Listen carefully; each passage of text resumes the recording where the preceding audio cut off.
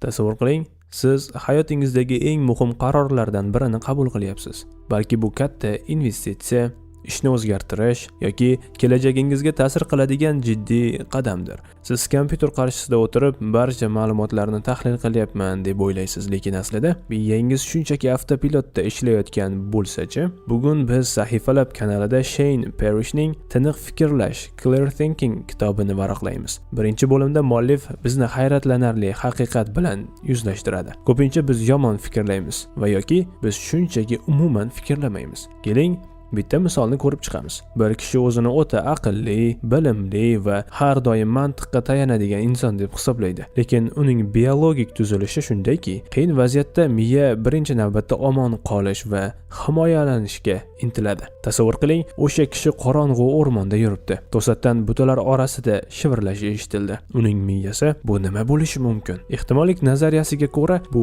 shamol bo'lishi 80% ni tashkil etadi deb o'ylab o'tirmaydi. Inson fitratidagi tabiiy qo'rquv instinkti darhol qoch degan buyruqni beradi. Bu default behavior, ya'ni standart xulq-atvor. Parrish aytadiki, biz zamonaviy dunyoda yashasak-da, hanuz o'sha fitratimizga xos bo'lgan instinktlar bilan qaror qabul qilamiz. Sizga kutilmagan tanqidiy xabar keldi yoki investitsiyalaringiz qiymati tushib ketdi. Sizning miyangiz darhol reaksiya berishni xohlaydi. Inson o'zini o'ylayapman deb aldaydi, lekin aslida shunchaki o'zidagi biologik tugmachalarning bosilishiga yo'l qo'yib berayotgan bo'ladi. Muallif fikrlashimizga to'sqinlik qiladigan 4 ta asosiy ichki holatni sanab o'tadi. Birinchisi hissiyotlar. G'azab, qo'rquv yoki haddan tashqari quvonch paytida mantiqiy fikrlash qobiliyatimiz deyarli o'chadi. Ikkinchisi ego. Biz har doim haq bo'lishni, boshqalardan aqlliroq ko'rinishni xohlaymiz. Bu esa haqiqatni tan olishimizga yo'l qo'ymaydi. Uchinchisi ijtimoiy bosim. Hamma shunday qilyapti-ku degan fikr o'ylash mas'uliyatini boshqalarga yuklashning eng oson yo'lidir. To'rtinchisi esa inersiya. Har doim qanday qilgan bo'lsak, shunday davom etish. Chunki yangicha o'ylash va o'zgarish katta ruhiy energiya talab qiladi. Parrish aytadi, yomon fikrlash bu noto'g'ri mantiqiy xulosa chiqarish, lekin fikrlamaslik bu shunchaki ichki instinktlaringiz boshqaruvini qo'lga olishiga yo'l qo'yib berishdir. Xo'sh, yechim nimada?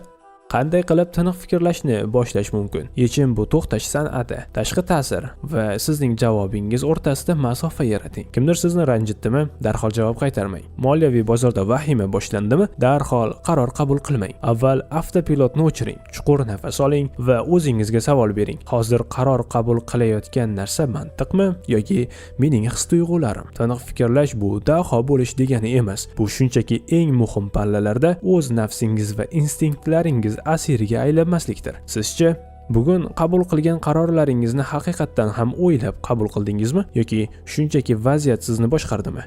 Izohlarda yozib qoldiring. Nega aqlli odamlar noto'g'ri qaror qabul qiladi? Tasavvur qiling, sizga juda yoqimsiz, hatto g'azabingizni qo'zg'atadigan xabar keldi. Birinchi bo'lib nima qilasiz? Ehtimol darhol telefonni qo'lingizga olasiz va o'ylab o'tirmay achchiq javob yozishni boshlaysiz. Oradan 1 soat o'tgach, g'azabingiz pasayganda o'sha xabarga qarab, nega buni yozdim? Nega biroz kutmadim? deb o'zingizdan so'raysiz. Tasavvur qiling, siz juda kuchli shaxmat ustasisiz. Sizning intellektual salohiyatingiz va tajribangiz tengsiz. Lekin bitta muammo bor. O'yinni boshlashingizda raqibingizda barcha donalar bor, sizda esa faqat shoh va bir nechta piyoda qolgan. Bu holatda dunyodagi eng aqlli inson bo'lsangiz ham g'alaba qozona olasizmi? Ko'pchilik agar men aqlli bo'lsam har doim to'g'ri qaror qabul qilaman deb o'ylaydi. Parrish bizga boshqa haqiqatni ochib beradi. Insonning fikrlash qobiliyati u turgan pozitsiyaga bog'liq. Agar siz charchagan, och bo'lsangiz, vaqtingiz kam bo'lsa yoki moliyaviy bosim ostida tursangiz, siz zaif pozitsiyadasiz. Zaif pozitsiyada turgan odam qanchalik daho bo'lmasin, xatoga yo'l qo'yish ehtimoli juda yuqori bo'ladi. Keling, bir misolni ko'rib chiqamiz. Bir kishi moliya bozorida investitsiya qilmoqchi. Agar uning xavfsizlik yostig'i, zaxira puli bo'lsa va bu pul unga yaqin orada kerak bo'lmasa, u kuchli pozitsiyada. Bozor tushib ketganida u xotirjamlik bilan kuta oladi yoki vaziyatdan foydalanadi. Lekin boshqa bir kishi oxirgi puliga yoki qarzga aksiya sotib olgan bo'lsa, u zaif pozitsiyada. kichik bir tebranish ham uni vahimaga soladi va u fitratidagi qo'rquv instinkti tufayli noto'g'ri vaqtda sotib yuboradi. Bu yerda farq aqlda emas, bu yerda farq pozitsiyada. Parrish aytadiki, kuchli pozitsiyada turgan inson uchun oddiy qaror ham ajoyib natija beradi. Zaif pozitsiyada esa eng zo'r qaror ham sizni qutqarib qolmasligi mumkin. Inson o'z fitratidagi zaifligini va nafsining bosimini jilovlashi uchun avval o'z atrofiga va holatiga qarashi kerak. Siz o'zingizni shunday vaziyatga qo'yingki, qaror qabul qilishingiz kerak bo'lgan paytda sizda vaqt, tanlov imkoniyati va xotirjamlik bo'lsin. Parrish buni oddiy lahzalar deb ataydi. Bizning eng katta xatoyimiz faqat katta qarorlar oldidagina o'ylashimizdir. Aslida esa kundalik mayda odatlarimiz, qachon uxlashimiz, pulni qanday sarflashimiz, kimlar bilan muloqot qilishimiz bizning kelajakdagi pozitsiyamizni belgilaydi.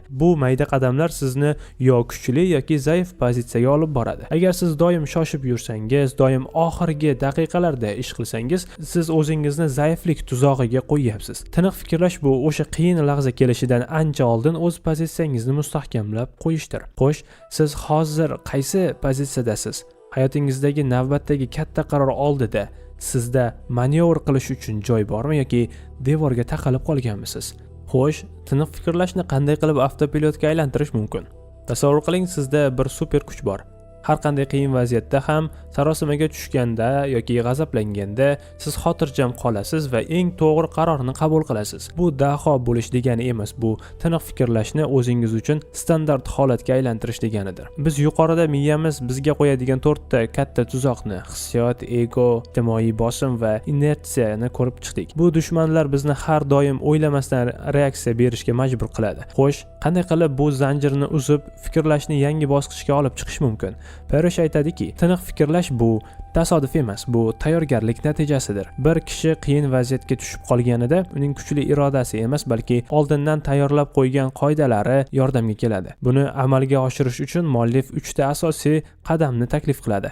Birinchisi, to'xtash masofasini yaratish. Inson fitrati tashqi ta'sir va unga beriladigan javob o'rtasida juda qisqa vaqt bo'ladi. Tiniq fikrlovchi inson mana shu qisqa soniyalar ichida o'ziga hozir menda qaysi standart xato ishga tushyapti degan savolni berishni odat qiladi. Bu avtopilotni o'chirishning birinchi yo'lidir. Ikkinchisi, o'zingiz uchun qoidalar ishlab chiqish. Katta qarorlar oldida qiynalmaslik uchun mayda narsalarda irodangizni sarflashni to'xtating. Masalan, kechki soat 9 dan keyin muhim xabarlarga javob yozmayman yoki g'azabda bo'lganimda hech qanday moliyaviy qaror qabul qilmayman kabi qat'iy qoidalar o'rnating. Bu qoidalar sizni hissiyot yoki ego tuzog'iga tushishdan himoya qiladi. Uchinchisi, oddiy lahzalarni qadrlash. Parrishning eng kuchli fikri shuki, bizning hayotimiz faqat katta qarorlardan iborat emas. Bizning kelajakdagi pozitsiyamizni bugungi mayda tanlovlarimiz belgilaydi. Agar siz bugun sog'lom ovqatlansangiz, bugun pulingizni tejab ishlatishni o'rgansangiz, kelajakdagi inqiroz paytida siz kuchli pozitsiyada bo'lasiz. Tiniq fikrlash bu o'sha qiyin lahza kelishidan ancha oldin unga tayyor turishdir. Xulosa qilib aytganda, tiniq fikrlash bu bizga berilgan eng buyuk ne'matlardan biri bo'lgan aqlni to'g'ri ishlatish mahoratidir. Bu mahoratni rivojlantirish orqali siz nafaqat moliya, balki hayotning barcha sohalarida nafsingiz va instinktlaringiz asiriga aylanmasdan erkin yashashni o'rganasiz. Siz tiniq fikrlashni odatga aylantirish uchun o'zingizga qanday qoida o'rnatgan bo'lar edingiz? Izohlarda fikringizni yozib qoldiring. Sahifalar bilan birga o'z ustingizda ishlashda va boylik daraxtingizni rivojlantirishda davom eting. Kanalimizga obuna bo'ling, chunki keyingi bo'limlarda biz bu bilimlarni qanday qilib amalda, biznesda va hayotda qo'llashni o'rganamiz.